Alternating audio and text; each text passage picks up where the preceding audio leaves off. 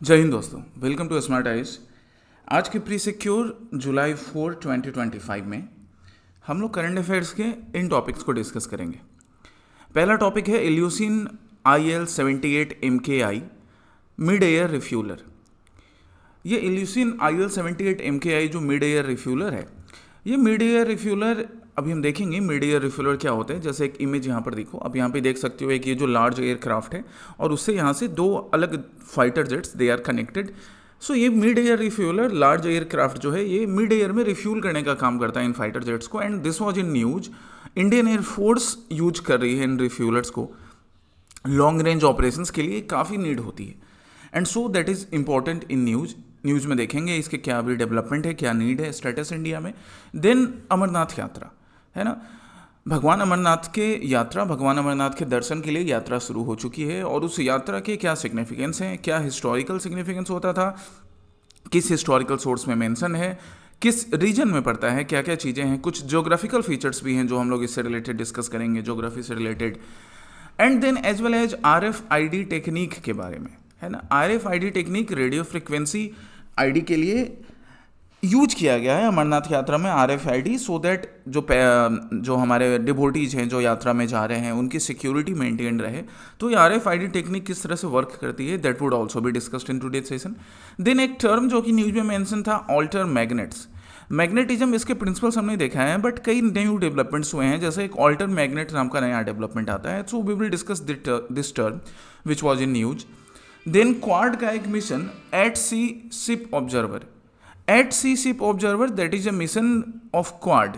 अब क्वाड की recent meeting हो रही है, क्वाड का फॉर्मेशन कैसे हुआ, कब क्वाड का फॉर्मेशन होता है, कौन कौन से मेंबर्स हैं, ये तुम लोगों को मालूम होगा, या हम आज डिस्कस भी करेंगे, राइट। बट क्वाड का ये एक नया मिशन है at sea ship observer. What is the relevance of it, इसका इंडिया इंडो पैसिफिक के लिए क्या रिलेवेंस है, वो हम डिस्कस करेंगे। देन गिग वर्कर्स और गिग इकोनॉमी, एग्जाम्पल बता सकते हो क्या गिग वर्कर का क्या है, आज बताऊंगा मैं तुम्हें, but do you have any idea, पहले आपने सुना है ये टर्म गिग वर्कर और गिग इकोनॉमी। और देन प्रैक्टिस क्वेश्चंस, इनको डिस्कस करना है। तो पहला हम क्वेश्चन पर आते हैं ये इल्यूसिन IL-78 MKI का। सो मिड एयर रिफ्यूलिंग के लिए यूज किया जाता है। आप यहाँ देख सकते हो एक इंडियन एक्सप्रेस का बड़ा अच्छा article, that scouting for 6 mid air refuelers, IAF begins technical evaluation, कि इंडियन एयरफोर्स को 6 मिड एयर रिफ्यूलर्स की और रिक्वायरमेंट है। अभी हमारे पास फ्लीट में 6 हैं, right now at present we have 6 mid air refuelers, जो हमने उज्बेकिस्तान से कब लिया था, यहाँ माउस कर्सर को देखिए, कब लिया था हमने 2003-4 के राउंड में, 2003-4 के राउंड में we have purchased 6 mid air refueller from Uzbekistan. Soviet made है, सोवियत डिजाइन है। चलिए क्वेश्चंस भी कर लेते हैं और फिर उनके बाकी फीचर्स पर जाएंगे। पहला स्टेटमेंट बोल रहा है the Indian air force IAF presently maintains a fleet of 6 Ilyushin mid air refuelers acquired from Uzbekistan in 2003-4। Yes, it is correct, हमारे पास फ्लीट में अभी 6 इल्यूसिन मिड एयर रिफ्यूलर्स हैं। हालांकि इनकी कैपेसिटी बढ़ाने की जरूरत है, क्योंकि मेंटेनेंस की वजह से इल्यूसिन वाला जो रिफ्यूलर सिस्टम होता है इसमें कई बार चैलेंजेस आते हैं। 2003-4 में हमने उज्बेकिस्तान से लिया था। It was originally design and developed in the Soviet union. Yes, purchase हमने भले उज्बेकिस्तान से किया है बट इसका ओरिजिनल डिजाइन जो है, डेवलपमेंट है, वो कौन सा डिजाइन डेवलपमेंट है, सोवियत यूनियन का डिजाइन डेवलपमेंट है, करेक्ट है। The refuelling ports allow to refuel both Russian build and western aircraft.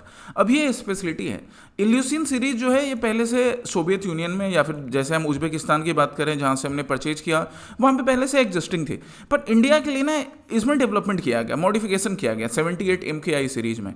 क्योंकि हमारे पास जो फाइटर जेट्स हैं, सपोज हमने रसिया से भी फाइटर जेट्स लिए हैं, बट हमने सपोज वेस्टर्न कंट्रीज से भी अगर फाइटर जेट्स परचेज किया, जैसे राफेल परचेज किया, अब हमें राफेल की भी मिड एयर रिफ्यूलिंग करनी है, या हमारा अपना तेजस है, हमें तेजस की भी रिफ्यूलिंग करनी है। तो 78 MKI में ये मॉडिफिकेशन है कि it can refuel both Russian built as well as western aircraft as well as indigenous Tejas. Indigenous aircraft के भी रिफ्यूलिंग का प्रोविजन है, इंडिजीनियस एयरक्राफ्ट को भी रिफ्यूल किया जा सकता है, तेजस को भी किया जा सकता है।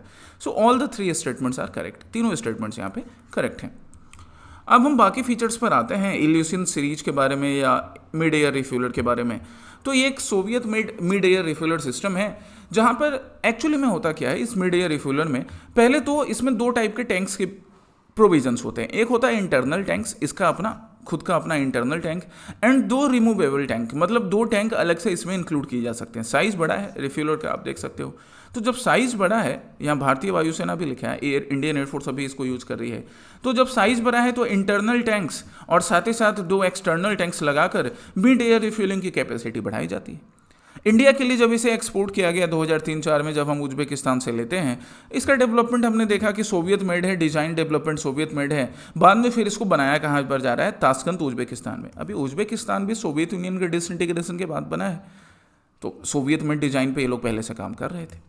और Russian built, western built as well as indigenous Tejas aircraft जो है हमारा, उसके लिए भी मिड एयर रिफ्यूलिंग की फैसिलिटी प्रोवाइड करवाता है। अब इन मिड एयर रिफ्यूलर की जरूरत क्यों है, हम अभी दूसरे नेशंस के साथ भी टॉक्स में हैं, इसलिए मिड एयर रिफ्यूलर की जरूरत होती है क्योंकि जब इंडियन एयरफोर्स को लॉन्ग रेंज मिशन करना है, स्पेशली जिस तरह से जो जियो पॉलिटिकल सिनेरियो चेंज हो रहे हैं, या हमारे रिलेशन पाकिस्तान के साथ या बांग्लादेश या चाइना के साथ जिस तरह से हैं, सो वी नीड कि हमारे फाइटर जेट्स ज़्यादा टाइम के लिए एयरबॉर्न रहें। और जब ज़्यादा टाइम के लिए एयरबॉर्न रहेंगे ना, तो उनको मिड एयर रिफ्यूलिंग चाहिए, अदरवाइज वो बेस पर आएंगे, फिर रिफ्यूलिंग करेंगे, फिर जाएंगे, तो उससे हमारी ना डिफेंस की और अटैक की कैपेसिटी कम हो जाएगी। दैट्स वाई ज़्यादा टाइम के लिए एयरबॉर्न रहना है।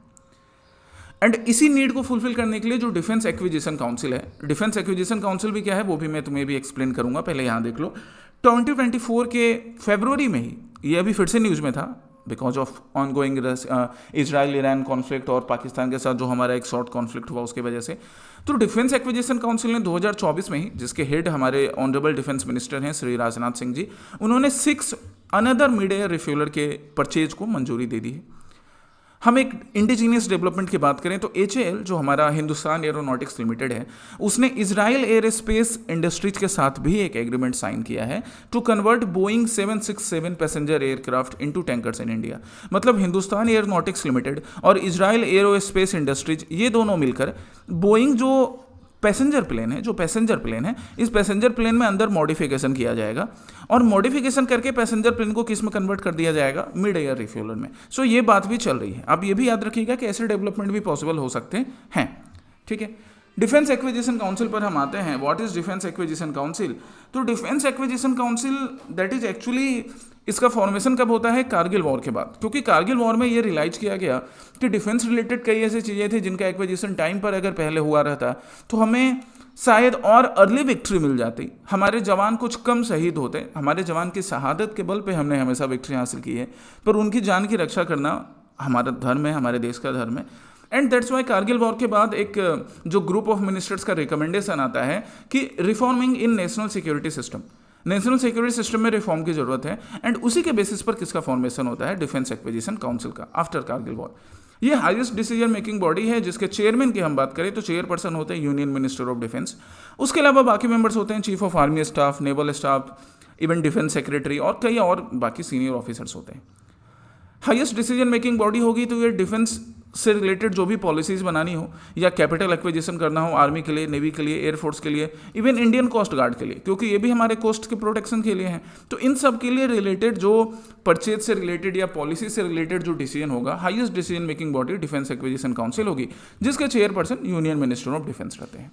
तो ये डिटेल्स भी याद रखिएगा आप, राइट। अब हम नेक्स्ट क्वेश्चन पर आते हैं, श्री अमरनाथ यात्रा पे। तो अमरनाथ यात्रा शुरू हो चुकी है। भगवान अमरनाथ महादेव से प्रार्थना है कि हम सबका भला करें, हम सब पर अपना आशीर्वाद बनाए रखें, सबकी मनोकामनाएं पूर्ण करें। अब हम इसको करंट से कनेक्ट करते हैं। जैसे आप यहाँ द हिंदू का आर्टिकल देख सकते हो, Kashmir welcomes first batch of Amarnath pilgrims. Amarnath pilgrims के फर्स्ट बैच को कश्मीर वेलकम कर रहा है। रिसेंट के जो पहलगाम टेरर अटैक हुए, पाकिस्तान ने जो पहलगाम टेरर अटैक करवाया, बट उसके बाद भी भारतीय सरकार के डिफरेंट एजेंसीज ने, है ना, और साथ ही साथ जम्मू एंड कश्मीर की यूनियन टेरिटरी की गवर्नमेंट ने ये पूरी तरह से इंश्योर करने की कोशिश करी है कि ऐसा कोई भी unfortunate incident during the Amarnath yatra ना हो। भगवान अमरनाथ का आशीर्वाद भी है, बाबा बर्फानी का। Let's study this questions. पहला स्टेटमेंट क्या है, the Amarnath cave temple is dedicated to Lord Shiv and is famous for its naturally forming ice Shivlingam. बिल्कुल सही है। अमरनाथ केव जो है, ये अमरनाथ केव टेम्पल, ये एक्चुअली केव्स में लोकेटेड है ना, एक मतलब नेचुरली मेड केव है। और यहाँ पे भगवान शिव का जो शिवलिंगम बनता है वो नेचुरली फॉर्मिंग है, मतलब स्वयंभू शिव है यहाँ पर, स्वयंभू, जिनका फॉर्मेशन खुद हो रहा है। किस तरह से हो रहा है, आइस से हो रहा है। ये देखिए स्वयंभू शिव यहाँ पर। तो इस तरह से ये स्वयंभू शिव का फॉर्मेशन यहाँ होता है और हम इनकी वर्शिप करते हैं। इनको बाबा बर्फानी भी बुलाया जाता है, बर्फ से निर्माण हो रहा है महादेव के शिवलिंग का, इसलिए बाबा बर्फानी भी बुलाते हैं। The yatra is conducted under the supervision of Shri Amarnath ji shrine board, एकदम सही है, श्री अमरनाथ जी श्राइन बोर्ड है और इसी श्राइन बोर्ड के सुपरविजन में इस यात्रा को कंडक्ट किया जाता है। इस यात्रा से रिलेटेड जो भी मैनेजमेंट है वो किए जाते हैं। Third statement, RFID radio frequency identification tags used in Amarnath Yatra to track and monitor pilgrims for security and safety purposes. Again सही बात है कि RFID टैग को इस बार यूज किया जा रहा है सो दैट जो हमारे पिलग्रिम्स जो डिवोटी आ रहे हैं उनके सिक्योरिटी सेफ्टी में कहीं पर भी कोई भी चूक नहीं हो, इसलिए RFID रेडियो फ्रीक्वेंसी आइडेंटिफिकेशन को यूज किया जा रहा है। All the 3 statements are correct here. RFID क्या है मैं तुम्हें एक्सप्लेन करूंगा, ये तुम्हारे प्रीलिम्स मेंस में बड़ा काम आएगा और मेंस में आप इस तरह से इंक्लूड भी कर सकते हो। जैसे अभी हमने टेस्ट सीरीज में या लास्ट आसाम प्रहरी में हमने डिस्कस किया था अंबुबाची मेला, तो अंबुबाची मेला में भी सिक्योरिटी इंप्रूव करने के लिए, मॉनिटरिंग इंप्रूव करने के लिए we can use RFID as we have used in Amarnath yatra. तो ऐसे एग्जाम्पल्स आप करंट से दे सकते हो ना, आपके आंसर की वैल्यू देखना बढ़ जाएगी मेंस की, ठीक है।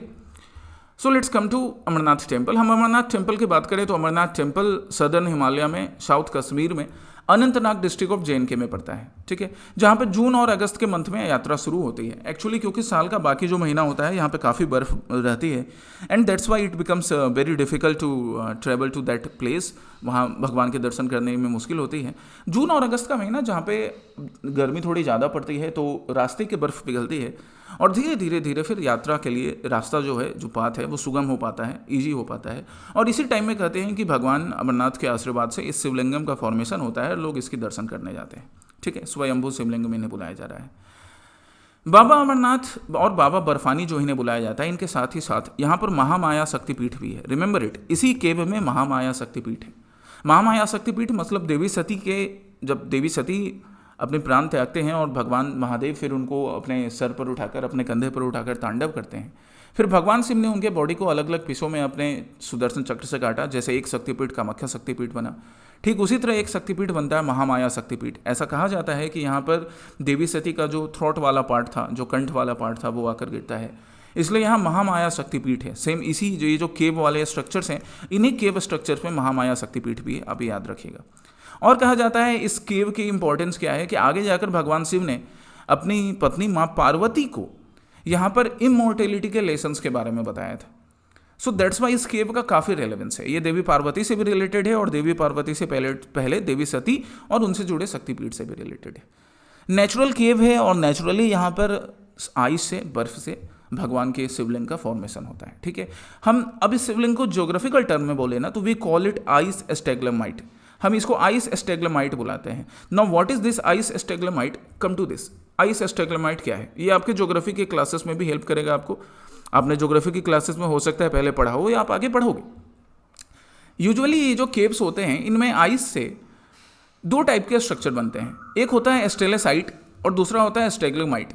स्टेलेसाइट्स क्या होते हैं? जब ये ऊपर वाला पार्ट्स देखो, ये जब आइस इस तरह से रूफ से लटक रहा है और यहाँ पे बर्फ़ के ऐसे आर्किटेक्चर बन जाते हैं, ऐसे स्ट्रक्चर्स बन जाते हैं, फॉर्मेशंस बन जाते हैं, हम उनको बोलते हैं स्टेलेसाइट, जो कि रूफ से सीलिंग से लटक रहे हैं, हैंगिंग फ्रॉम द सीलिंग। और स्टेग्लमाइट क्या होता है? जब वो फर्श से, जब वो फ्लोर से इस तरह से ऊपर उठेंगे तो इसको क्या बुलाया जाएगा फिर? स्टेग्लमाइट।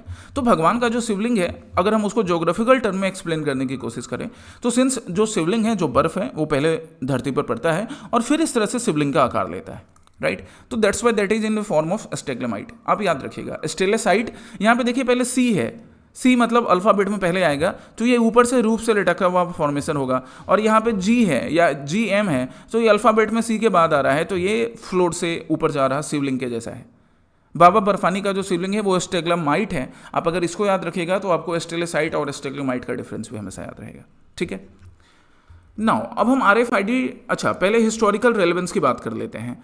जैसा मैंने बताया कि हमें ना पूरी इन डेप्थ स्टडी चाहिए होती कि अमरनाथ यात्रा का हिस्टोरिकल मेंशन कहाँ कहाँ पर है। तो कल्हन ने जो राज तरंगिनी लिखी थी, जो कश्मीर के और कश्मीर के राजाओं की हिस्ट्री के लिए एक बड़ा अच्छा सोर्स माना जाता है, उसमें भी अमरनाथ यात्रा का मेंशन है कि क्वीन सूर्यमती नाम की एक रानी थी जिन्होंने त्रिशूल और बाकी चीज़ें अमरनाथ यात्रा के लिए, अमरनाथ श्राइन के लिए, अमरनाथ धाम के लिए डोनेट किया था। तो कल्हन की राज तरंगी ने भी अमरनाथ यात्रा का मेंशन है। अबुल फजल, जिसने अकबर की बायोग्राफी अकबरनामा लिखी, और उसी अकबरनामा का एक पार्ट है आईन अकबरी, जिसमें अकबर के एडमिनिस्ट्रेटिव फीचर्स है मेंशन्ड। यहाँ पर भी अमरनाथ यात्रा का मेंशन होता है ना। अबुल फजल जो कि अकबर की बायोग्राफी लिख रहे हैं, अकबर के नवरत्न में से एक थे।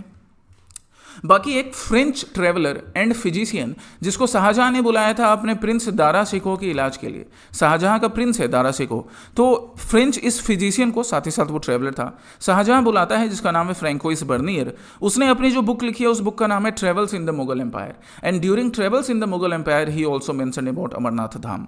तो इन हिस्टोरिकल सोर्सेस में भी अमरनाथ यात्रा का, अमरनाथ धाम का मेंशन है, ये याद रखिएगा। हम RFID टेक्निक की बात करें तो ये RFID टेक्निक है जहाँ पर एक कोड RFID कोड लगाया जाता है जिसको RFID रीडर से रीड किया जाता है। अब ये जो RFID टैग है इसकी स्पेशलिटी क्या है कि RFID टेक्नोलॉजी ना ये अभी सिक्योरिटी पर्पज से बड़ी अच्छी है, क्योंकि RFID टेक्निक, RFID टैग जो हैं उनको आइडेंटिफाई करने के लिए इट इज़ नॉट नेसेसरी कि लाइन ऑफ साइट में ही वो टैग होना चाहिए। मतलब सपोज यहाँ पर सपोज कोई कमोडिटी है या कोई पिलग्रिम्स हैं, कोई डिवोटी हैं, अब इनके साथ एक RFID टैग अटैच कर दिया गया। अब इसको स्कैन करने के लिए कि ये जेन्युइन है कि नहीं है, जरूरी नहीं है कि इनके लाइन ऑफ साइट में ही होना चाहिए, स्ट्रेट में होना चाहिए, ये नेसेसिटी नहीं होती है, याद रखिएगा। It does not need to be within the direct line of sight. Direct line of sight में होने की नीड नहीं होती है RFID टैग में, and that's why it serves more purpose, ज़्यादा वर्सटाइल, ज़्यादा पर्पस सर्व करता है कि आप स्कैनिंग का काम और स्कैनिंग के थ्रू आइडेंटिफिकेशन का काम थोड़े दूर से भी, even without coming into direct line of site भी आप फुलफिल कर सकते हो। ठीक है, काफ़ी दूर होने पर भी, सेवरल फीट अवे होने पर भी कर सकते हो। And that's why this RFID technique, radio frequency identification technique, is being used to ensure security, be it in Amarnath yatra और in different purposes. Okay, next come to alter magnet. अब ये term news में था ऑल्टर मैग्नेट। अब यहाँ देख सकते हो ministry of science and technology ने एक आर्टिकल पब्लिश करवाया PYB में, क्या, that duality discovered in magnetic material could revolutionise design of electronic devices. Electronic devices जहाँ पे मैग्नेट्स को यूज किया जाता है, पर उसमें यहाँ जो ऑल्टर मैग्नेट से रिलेटेड डेवलपमेंट हुए हैं वो एक नया रिवॉल्यूशन ला सकते हैं। सो लेट्स फर्स्ट स्टडी क्या है ऑल्टर मैग्नेट, फिर इसका क्या क्या यूज हो सकता है उसको भी हम लोग स्टडी करेंगे। ऑल्टर मैग्नेट्स को पहले देखते हैं।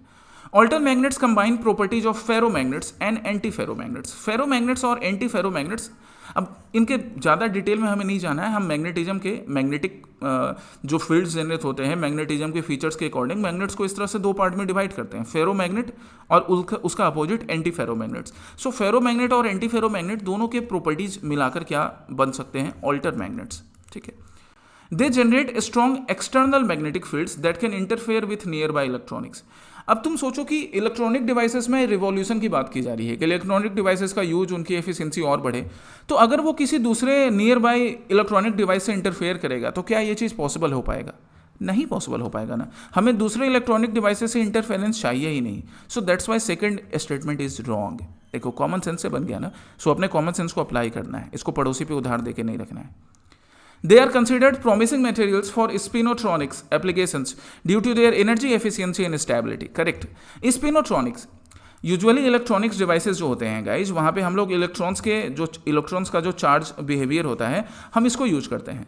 बट हमारा ऑल्टर मैग्नेट जो है ना वो इलेक्ट्रॉन्स के चार्ज बिहेवियर साथ ही साथ उनके स्पिन बिहेवियर को भी यूज करेगा, एंड दैट्स वाई ये टर्म क्रॉन होता है स्पिनोट्रॉनिक्स, जहाँ पे चार्ज इलेक्ट्रॉन्स के चार्ज बिहेवियर, चार्ज पार्टिकल से जो चार्ज बिहेवियर से जो फेनोमेना होते हैं और उनके स्पिन से जो फेनोमेना होते हैं दोनों को यूज किया जाता है, and that's why spintronics. So 1 and 3 are correct for this question. अब हम ऑल्टर मैग्नेट से रिलेटेड और बाकी चीज़ों को अगर स्टडी करें, स्पिनोट्रॉनिक्स देखो मैंने यहाँ भी आपके लिए मेंशन कर दिया है that both the charge and the spin of electrons are being used in spintronics. ये टर्म भी याद रखिएगा, spintronics. And obviously alter magnets they do not generate external magnetic field जिससे कि भाई बाकी किसी इलेक्ट्रॉनिक डिवाइस को इंटरफेयर कर सके, क्योंकि जब एक्सटर्नल मैग्नेटिक फील्ड जनरेट करके किसी इलेक्ट्रॉनिक डिवाइस को इंटरफेयर किया जाएगा या इम्पैक्ट किया जाएगा तो फिर तो यूज मिनिमाइज हो जाता है।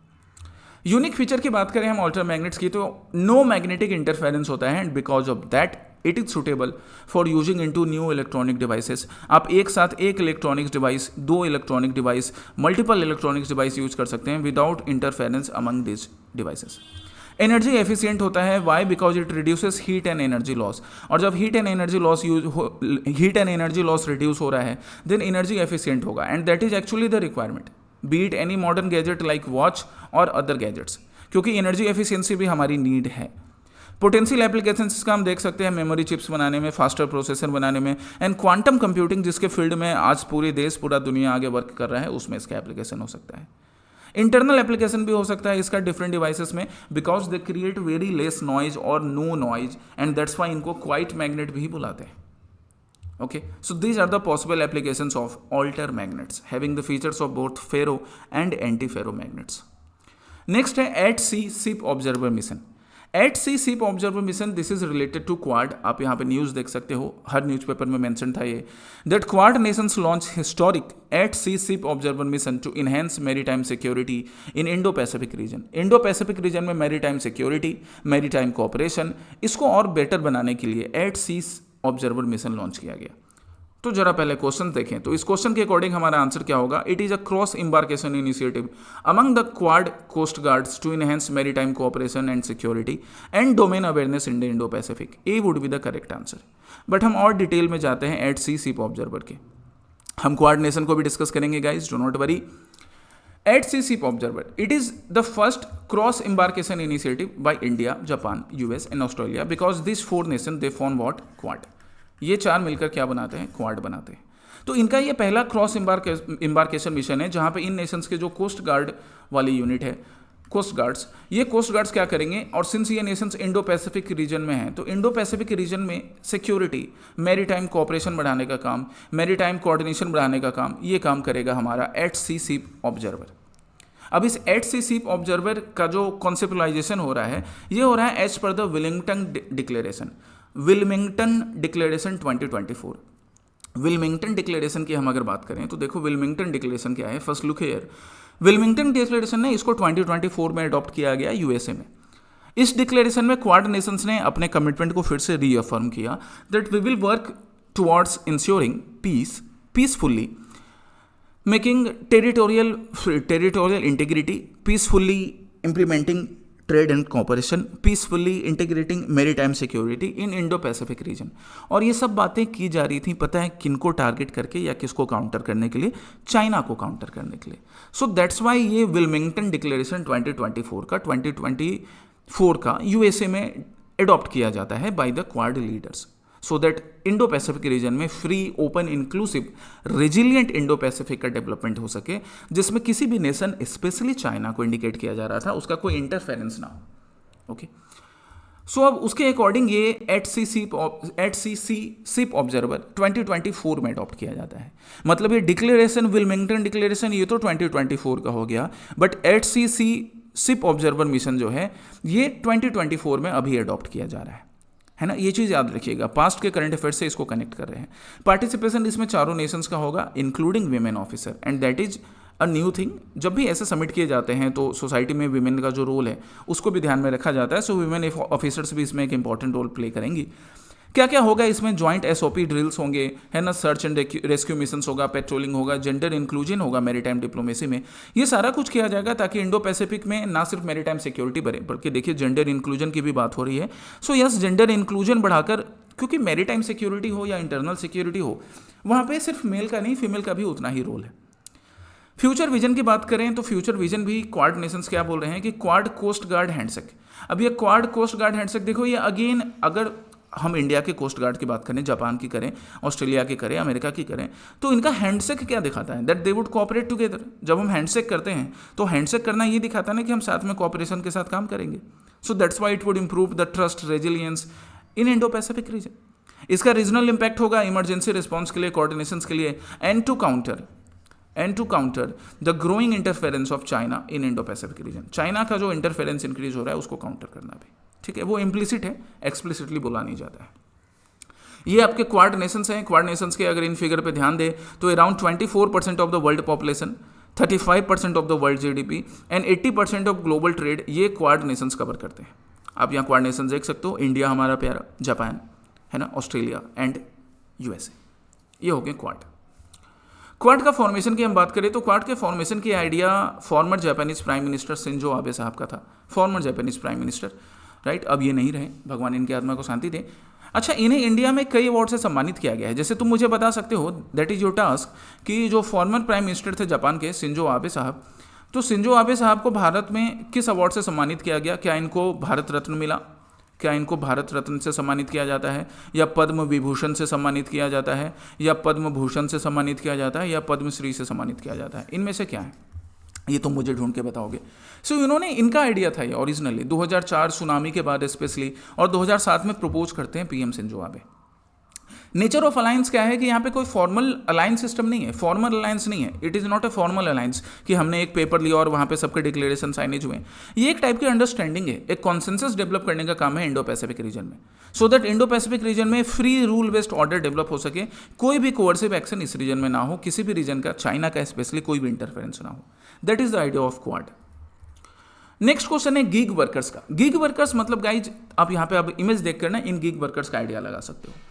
This people like Zomato and Swiggy delivers, या जोमेटो स्विगी के लिए हो गए, जेप्टो के लिए हो गए, या इवन दोज पीपल जो कि टेम्पररी बेसिस पर एनिमेशन का भी डिजाइन कर रहे हैं, वो भी गिग वर्कर्स होते हैं। ऐसा नहीं है कि गिग वर्कर हमेशा रोड पर ही काम कर रहे हैं। Even those people who are working in their offices on temporary basis, like they are designing animation, they are making some contribution in the field of computer software development, even they are considered as gig workers, उनको भी gig workers consider किया जाता है। तो अब हम जरा इनसे रिलेटेड क्वेश्चंस देखेंगे, फिर इनके डिटेल्स को, गिग वर्कर्स को, गिग इकोनॉमी को डिस्कस करेंगे, इनके सिक्योरिटी मेजर क्या है, प्रेजेंट में इंडिया में स्टेटस क्या है, ये सारी चीज़ें। पहला स्टेटमेंट क्या, gig workers are individuals who are engaged in income earning activities outside of traditional employer employ arrangements. एकदम सही है। जो ट्रेडिशनल एम्प्लॉयर एम्प्लॉय अरेंजमेंट्स होता है, वहाँ पे एम्प्लॉयर ही इंश्योर करता है कि वो अपने एम्प्लॉय को रेगुलर पेमेंट देगा। इवन सपोज जब एम्प्लॉय अपनी जॉब छोड़ रहे हैं तो उनके जो एग्जिट के प्रोसेस होते हैं, एग्जिट प्रोसेस के साथ साथ suppose during the work if उन्हें पीएफ का बेनिफिट मिल रहा था या बाकी बेनिफिट्स मिल रहा था, वो इंश्योर करना, अगर पेंशन का प्रोविजन है तो पेंशन देना, ये सारी चीज़ करना, ये ट्रेडिशनल एम्प्लॉयर एम्प्लॉय अरेंजमेंट होता है। पर गिग वर्कर में ऐसा कोई भी ट्रेडिशनल एम्प्लॉयर एम्प्लॉय अरेंजमेंट नहीं होता है। आपको क्या लगता है कि ये जो जोमेटो वर्कर्स हैं, क्या इनको आगे पेंशन दे रहा है जोमेटो? नहीं दे रहा है ना, टेम्पररी नेचर का है ना। The Code on Social Security 2020 provides a legal definition and certain social security benefits for the gig and platform workers. Again correct है, हम देखेंगे कोड ऑन सोशल सिक्योरिटी को, इसके डेफिनेशन है फॉर्मल डेफिनेशन जो कि लीगलाइजेशन का काम करता है और कई सोशल सिक्योरिटी बेनिफिट की भी बात करता है। हालांकि इंप्लीमेंटेशन में काफ़ी कमी है, that is a challenge actually. Third, gig workers in India are classified as formal sector employ. नहीं, फॉर्मल सेक्टर एम्प्लॉय नहीं है, इनको पीएफ का बेनिफिट नहीं मिलता है, इनको ग्रेचुइटी बेनिफिट नहीं मिलता है। So third is wrong, 1 in 2 हमारा करेक्ट होगा, है ना। और ये कॉमन सेंस से भी सॉल्व हो सकता था कि just look at the Zomato guy, he is not getting और she is not getting any provident fund benefit, not getting gratuity benefits. Gig economy, अब एक रफ आप देख सकते हो कि गिग इकोनॉमी में जो फ्रीलांसर्स हैं, जैसे मैंने क्या बोला कि आप अपने घर में बैठकर भी कंप्यूटर से फ्रीलांसिंग वर्क कर रहे हो, आप गिग इकोनॉमी के पार्ट हो। आप कॉन्ट्रैक्ट वर्कर्स हो या पार्ट टाइम वर्कर्स हो, आप गिग इकोनॉमी के पार्ट हो। एंड एक्चुअली ये जो गिग इकोनॉमी है डे बाय डे इंक्रीज करी है guys, they are increasing. Increase करने के भी क्या रीजन्स हैं इंडिया में स्पेशली, जैसे इंडिया की इकोनॉमी इंक्रीज हो रही है तो वो हम देखेंगे कि why the number are increasing in India, क्यों नंबर्स इंक्रीज हो रहे हैं। पहले हम बाकी फीचर्स की बात कर लें तो ये स्टेटमेंट्स का हमने पहले ही वैलिडिटी चेक कर लिया है कि ये स्टेटमेंट्स नंबर 1 नंबर 2 करेक्ट थे, नंबर 3 रॉन्ग थे। एग्जाम्पल्स की बात करें तो इससे एकदम सिंपल एग्जाम्पल्स हैं जो आपको हमेशा याद रहेंगे। स्विगी जोमेटो डिलीवरी गाय या ई कॉमर्स लॉजिस्टिक जो अमेजोन या बाकी ई कॉमर्स प्लेटफॉर्म के जो हमारे डिलीवरी पार्टनर्स होते हैं, they are covered under gig workers. NITI Aayog की रिपोर्ट के अकॉर्डिंग, ये आपके मेंस के आंसर में बड़ा काम आएगा जब आप इकोनॉमिक्स के आंसर लिखोगे। तो नीति आयोग की रिपोर्ट के अकॉर्डिंग 7.7 मिलियन वर्कर्स इंडिया में 2021 में एग्जिस्ट करते थे, जो कि इंक्रीज हो सकते हैं 2029 में 23.5 मिलियन से। So they are really increasing, the number are increasing, that's why इनकी सोशल सिक्योरिटी भी एक कंसर्न होनी चाहिए। और डिटेल में हम आते हैं गिग वर्कर्स के, गिग इकोनॉमी के। तो इंडिया में सबसे पहले देखते हैं कि क्या सिग्निफिकेंस और अपॉर्चुनिटी है। तो गिग वर्कर सिंस ये फ्लेक्सिबल वर्क आवर होता है, जैसे सपोज इवन कुछ स्टूडेंट्स, जैसे suppose I am a student and I need a part time income, तो मैंने क्या किया, मैंने 2 आवर के लिए सपोज जोमेटो डिलीवरी वर्कर का काम कर लिया, जोमेटो डिलीवरी एजेंट का काम कर लिया, तो yes I would earn some income, flexible work hour है। एंड देखो आपके यहाँ जोमेटो वाले आए, डिलीवरी स्विगी वाले आए या अमेजोन के डिलीवरी एजेंट आए, रिस्पेक्ट देम ऑल, बिकॉज वो अपना काम कर रहे हैं ना, किसी से ज़बरदस्ती नहीं कर रहे हैं कि आपसे ज़बरदस्ती पैसा मांगने की कोशिश कर रहे हैं, दादागिरी दिखा रहे हैं, ऐसा बिल्कुल नहीं। तो ये फ्लेक्सिबल वर्क आवर प्रोवाइड करता है। And yes there are many students, I have encountered a situation जहाँ पे एक स्विगी या जोमेटो का ही डिलीवरी बॉय था and he was studying, while delivering the order he identify कि सर आपको मैंने देखा है, क्लास मैंने की है आपकी। तो पूछा भी मैंने उससे कि तुम रेगुलर क्लास कैसे कर रहे हो, तो देन ही सेड कि सर खुद का नहीं है बट अपने एक फ्रेंड से मेरे फ्रेंड के पास एक्सेस है तो मैं उससे देख लेता हूँ उसके मोबाइल में या उसके एप्लीकेशन में। तो there are many such kind of workers जो अपनी पढ़ाई भी कर रहे हैं, है ना, इस तरह से। आर्टिफिशियल इंटेलिजेंस, आर्टिफिशियल इंटेलिजेंस जिस तरह से बढ़ रहा है या कंप्यूटर के फील्ड में टेक्नोलॉजी का डेवलपमेंट जो हो रहे हैं, तो जो गिग वर्कर्स जैसे एनिमेशन डिजाइन का काम कर रहे हैं या सॉफ्टवेयर डिजाइन का काम कर रहे हैं, वैसे पार्ट टाइम गिग वर्कर्स के भी नंबर बढ़ेंगे। इंडियन इकोनॉमी जिस तरह से ग्रो कर रही है बट स्टिल अनइक्वल डिस्ट्रीब्यूशन है, उस केस में कुछ लोग जो हैं वो तो व्हाइट कॉलर जॉब कर रहे हैं कॉर्पोरेट फील्ड्स में, बट गिग वर्कर्स का भी रोल साथ ही साथ बढ़ते जाएगा ना। अब जैसे सपोज एक एसी कंपनी में बैठकर एक व्हाइट कॉलर पर्सन वर्क कर रहा है, उसको लंच के लिए अपने फूड चाहिए, तो जोमेटो वाले जो हमारे गाय हैं वो आके इनको फूड प्रोवाइड कर रहे हैं। तो एक तरफ ये इकोनॉमी भी बढ़ रही है, साथ में ये इकोनॉमी भी बढ़ रही है, राइट।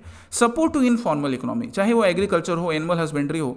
अब अभी सपोज हमें जैसे मिल्क का पैकेट चाहिए तो हम अमूल का एक मिल्क का पैकेट ले आते हैं, बट सपोज कि हमें ये नीड है कि नहीं हमें रोज़ फ्रेश मिल्क मिले, तो किसी ने क्या किया, एक वहाँ पे डेयरी फार्म स्टार्ट कर दिया और यहाँ से डेयरी फार्म से कुछ हमारे रेगुलर डिलीवरी एजेंट्स हो गए जो डेयरी फार्म से मिल्क कलेक्ट करके आपको दिन में, शाम में, दोपहर में हमेशा प्रोवाइड करवा रहे हैं।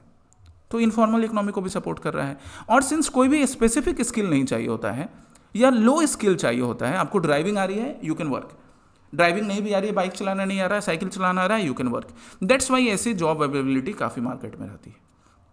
बट चैलेंजेस भी हैं साथ में। चैलेंजेस क्या है? इनस्टेबिलिटी जॉब का, जॉब कभी भी छूट सकता है, लार्ज नंबर ऑफ वर्कर्स हैं, है ना, तो पेमेंट भी उतना अच्छा नहीं होता है, गवर्नमेंट का legal protection, even code on social security भी उतना प्रॉपर नहीं है, जेंडर डिस्पैरिटी है। Among Zomato or Amazon and delivery agents, you would find very less female delivery agents or very less female customer agents who are working with these companies. तो ये gender disparity यहाँ पर भी बनी रहती है, even when, जबकि skills जो हैं स्किल्स सिमिलर ही चाहिए। एक फीमेल भी अगर जोमेटो डिलीवरी गए हैं तो उनको भी क्या चाहिए, just they can drive a bike के थ्रू या बाईसाइकिल्स राइड करके, बट स्टिल फिर भी जेंडर डिस्पैरिटी देखी जाती है। अब सपोर्ट मेजर्स भी प्रेजेंट में क्या है, तो कुछ सपोर्ट मेजर्स हैं जैसे प्रधानमंत्री श्रमयोगी मानधन। प्रधानमंत्री श्रमयोगी मानधन जो पेंशन स्कीम है, रीड अबाउट इट, है ना, इसके बारे में पढ़िए, इसको हम लोग किसी सेशन में डिस्कस भी करेंगे। अभी इसके बारे में पढ़ो और पढ़ के कमेंट सेक्शन में शेयर भी कर सकते हो कुछ इसके पॉइंट कि प्रधानमंत्री श्रमयोगी मानधन जो पेंशन स्कीम है वो किस तरह से गीग वर्कर को हेल्प करेगा, क्योंकि इनके लिए कोई पेंशन बेनिफिट नहीं था, तो प्रधानमंत्री का ये स्कीम इनको पेंशन बेनिफिट आगे प्रोवाइड करवा सकता है।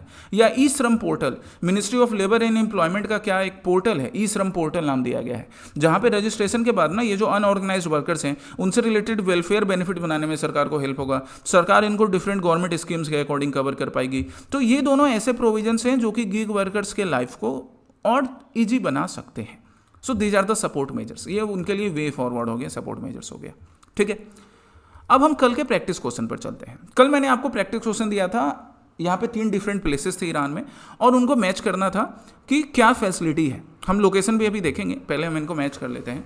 नतनाज जो है वो यूरेनियम इनरिचमेंट फैसिलिटी है, करेक्ट है।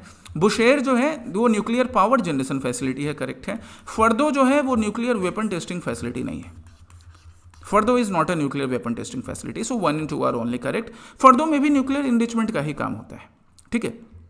अब आप यहाँ पे मैप में देख सकते हो कि फर्दो में यूरेनियम इनरिचमेंट का ही काम हो रहा है। ये रहा फर्दो, ये तेहरान है ईरान का कैपिटल, फर्दो यहाँ है, नतनाज यहाँ है, इस्फहान यहाँ है और बुशेर यहाँ है। सो ये लोकेशन ना वर्ल्ड मैप पे याद रखिएगा, ठीक है। चलिए, दूसरा प्रैक्टिस क्वेश्चन था क्वीन पाइनएप्पल से रिलेटेड। पाइनएप्पल का प्रोडक्शन, अगर हम इंडिया में बात करें, लार्जेस्ट प्रोडक्शन ऑफ पाइनएप्पल, किसी ने लगता है कल ये सोचा नहीं, बट आपको सोचना चाहिए ना। लार्जेस्ट प्रोडक्शन ऑफ पाइनएप्पल किस स्टेट में होता है, इन विच स्टेट, बताओ मुझे कमेंट करके, ढूंढ कर बताओ लार्जेस्ट प्रोड्यूसर। तो क्वीन पाइनएप्पल जो है it is related to Tripura से रिलेटेड है, राइट। ये आपके यूपीएससी एग्जामिनेशंस के लिए या बाकी स्टेट बेसिस में बड़े इंपॉर्टेंट ऐसे क्वेश्चंस होते हैं। एंड त्रिपुरा का ये स्टेट फ्रूट भी है guys, since 2018 this is the state fruit of Tripura, has been given geographical indication tag. तो जो हमारे क्वीन पाइनएप्पल के जो फार्मर्स हैं जो इसको प्रोड्यूस कर रहे हैं उनके बिजनेस को भी बेनिफिट होगा, एक अच्छी यूनिक आइडेंटिटी मिलेगी। And Tripura has recently launched a project to boost income of farmers by promoting the cultivation of queen pineapple. एकदम सही है, all the 3 statements are correct. Tripura की जो स्टेट गवर्नमेंट से they have recently launched a project, एक project launch किया उन्होंने so that queen pineapple की अवेलेबिलिटी मार्केट में इंप्रूव करवाई जाएगी। क्वीन पाइनएप्पल से रिलेटेड जो भी इनपुट चाहिए, जैसे अगर सपोज सीड्स की बात करें या फर्टिलाइजर्स की बात करें या हर्बिसाइड्स की बात करें, तो ये सारी चीज़ें त्रिपुरा की गवर्नमेंट फार्मर्स को प्रोवाइड करवाएगी, फिर उनका प्रमोशन करेगी। जीआई टैग पहले से मिला हुआ है, ये स्टेट फ्रूट भी डिक्लेयर किया जाता है, तो प्रमोशन करके मार्केटिंग करके फार्मर्स की इनकम को बढ़ाया जाएगा। All the three are correct here. Okay, आज के आपके लिए 2 प्रैक्टिस क्वेश्चन है। पहला है आइलैंड, इंडिया के डिफरेंट आइलैंड्स और उनसे रिलेटेड लोकेशन। बिकॉज ये जो करियाचली है ना, this Kariyachalli island was in news. तो करियाचली के साथ साथ बैरेन भी कभी न्यूज में रहता है एंड प्रियोर्टन भी न्यूज में था। तो इन तीनों आइलैंड और उसके करेक्ट लोकेशन को आपको ढूंढना है। अगेन आप मैप वर्क करोगे, ठीक है, आपका मैप वर्क इससे बढ़िया हो जाएगा। एंड दूसरा है कैरोलाइन टेस्ट और Caroline doctrine. This Caroline test और Caroline doctrine was in news जब यूएसए ने ईरान पर बॉम्ब जाकर B2, जिसकी हम कल बात कर रहे थे, स्टील फाइटर से जाकर वहाँ पर बंकर बस्टर बॉम्ब ड्रॉप किया था। सो आपको थोड़ा हिंट तो मिल गया कि ये Caroline test and Caroline doctrine क्या होता है। पहले इसके बारे में पढ़िए, फिर इस क्वेश्चन को आंसर कीजिए एंड अगले सेशन में मैं इसको डिस्कस करूँगा। बिल्कुल से आज के प्री सिक्योर के लिए ये क्वेश्चंस थे, प्रैक्टिस क्वेश्चंस और टॉपिक्स। फिर हम लोग मंडे को न्यू प्री सिक्योर के सेशन के साथ मिलेंगे। कल आपके साथ असम स्पेसिफिक MCQ जो है, असम स्पेसिफिक करंट अफेयर्स के MCQ, वो आपके साथ मैम सफ वाले सीरीज में डिस्कस करेंगे। Okay, so all the best, take care, keep studying, Jai Hind.